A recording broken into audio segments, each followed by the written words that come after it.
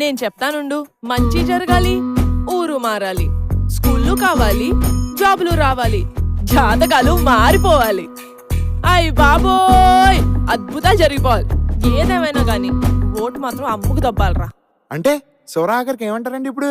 డబ్బిచ్చేటోళ్ళని మింగ ఓట్లం మెట్టోళ్ళని మింగ 5 ఏళ్లకు అమ్ముడు పోయే గొర్రె మందల్ని మింగ.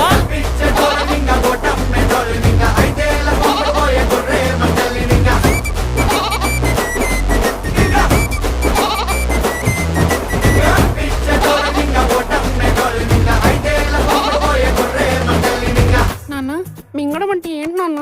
ఇప్పుడు డబ్బులు తీసుకుని ఓట్లు అమ్ముకున్న వాళ్ళందరినీ నమ్మిలి మింగేయాలన్నమాట. నమ్మిలి ఓకే నాన్న.